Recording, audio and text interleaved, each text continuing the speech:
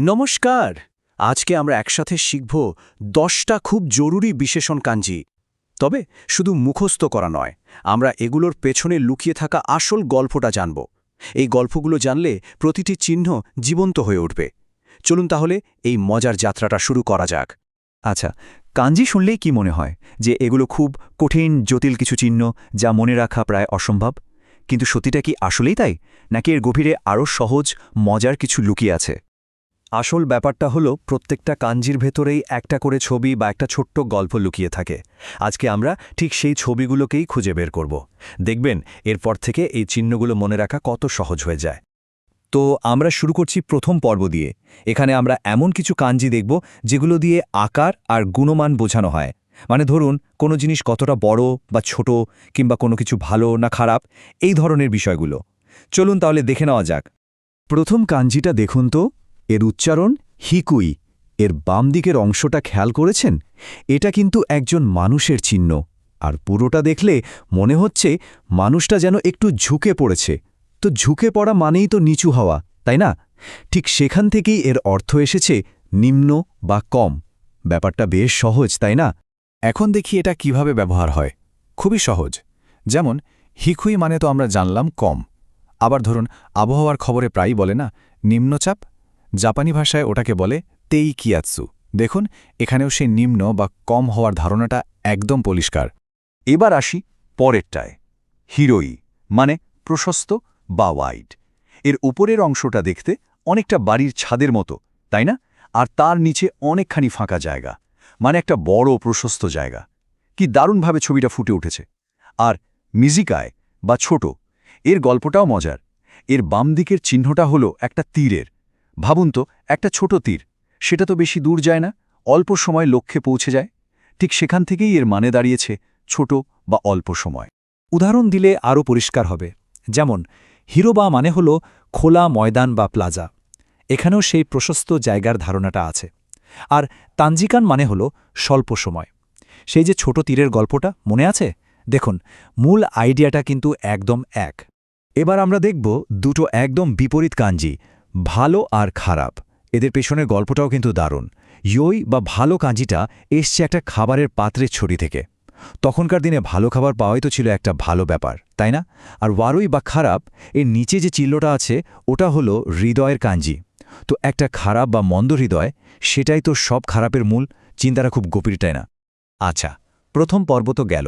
এবার দ্বিতীয় পর্বে আমরা দেখব দিক আর পরিবর্তন নিয়ে কিছু কাঞ্জি, মানে কোনটা সঠিক আর কোনটা পরিবর্তন হচ্ছে। এই ধরনের আইডিয়াগুলো কাঞ্জিতে কিভাবে ছবির মতো করে দেখানো হয়েছে, চলুন দেখি। এই কাঞ্জিটা হল তাদাশি, মানে সঠিক। এটাকে যদি আমরা একটু ভেঙে দেখি, ওপরের অংশটা হলো একটা পা, আর নিচেরটা একটা সরল রেখা।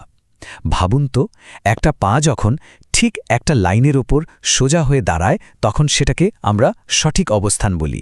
ঠিক এই ছবিটা থেকেই এসেছে সঠিক বা শুদ্ধ এই ধারণাটা। এর ব্যবহারগুলো কিন্তু খুব যুক্তিসঙ্গত। যেমন শোগাৎসু মানে হলো নববর্ষ, মানে বছরের একদম সঠিক শুরু। আবার সেইমন মানে হলো মেইন গেট বা প্রধান ফটক, যেখান দিয়ে সঠিক পথে প্রবেশ করা হয়। দেখছেন তো, সবকিছুই সেই সঠিক হওয়ার সাথে যুক্ত। এরপর আসছে হেন। এর দুটো মানে হতে পারে পরিবর্তন অথবা অদ্ভুত। আচ্ছা, এর পেছনের ছবিটা কি জানেন? এটা এসেছে বাতাসে উড়তে থাকা একটা পতাকার ছবি থেকে। ভাবুন তো, পতাকা কি কখনো এক জায়গায় স্থির থাকে? না তো, বাতাসের সাথে সাথে এর অবস্থান, এর আকৃতি বদলাতে থাকে। ঠিক এই পরিবর্তনশীল অবস্থাটাকেই এই কাঞ্জিটা বোঝায়। এজন্যই কামারু মানে হল পরিবর্তন হওয়া। এখন ভাবুন, যা স্বাভাবিক অবস্থা থেকে বদলে যায় সেটাই তো আমাদের কাছে অদ্ভুত লাগে, তাই না? সেজন্যই হেন্না মানে হল অদ্ভুত। এমনকি তাই হেন্না মানে কষ্টকর বা ভয়ানক, কারণ একটা কঠিন পরিস্থিতিও তো জীবনের একটা বড় পরিবর্তন, তাই না?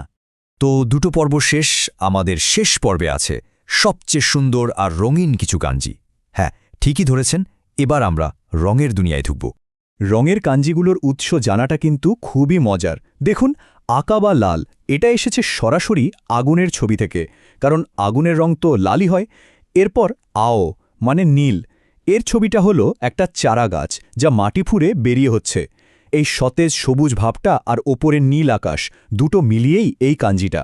আর কুরো বা কালো, ভাবুন তো, আগুন জ্বালালে চিমনি দিয়ে যে ধোঁয়া আর কালি বেরোয় তার রং কি?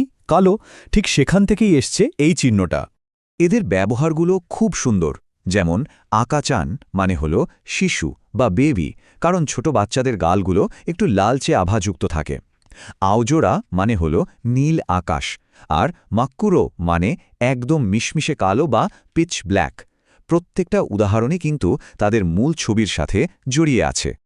তো এই ছিল আমাদের আজকের 10টা কাঞ্জি আর তাদের পেছনের দারুণ সব গল্প। চলুন তো শেষ করার আগে একবার সবকিছু একসাথে দেখে নিই। এই যে দেখুন, এখানে সবগুলো এক জায়গায় করা আছে। হিকুই মানে ঝুঁকে থাকা মানুষ, হিরোই মানে প্রশস্ত ছাদ, ইয়োই মানে ভালো খাবার, আর আকা মানে আগুন। এখন নিশ্চয়ই মনে হচ্ছে যে প্রত্যেকটা কাঞ্জির পেছনেই আসলেই একটা সহজ ছবি আছে।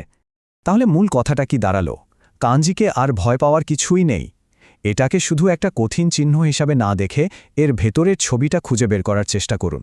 দেখবেন তখন শেখাটা কত সহজ আর মজার হয়ে যায়। আচ্ছা, আজকে আমরা যে গল্পগুলো শুনলাম তার মধ্যে কোন কাঞ্জির গল্পটা আপনার কাছে সবচেয়ে ইন্টারেস্টিং লাগলো? অথবা কোনটা মনে হচ্ছে যে আর কোনোদিনও ভুলবেন না? অবশ্যই আমাদের জানাবেন। আপনাদের শেখার এই যাত্রাটা আনন্দময় হোক।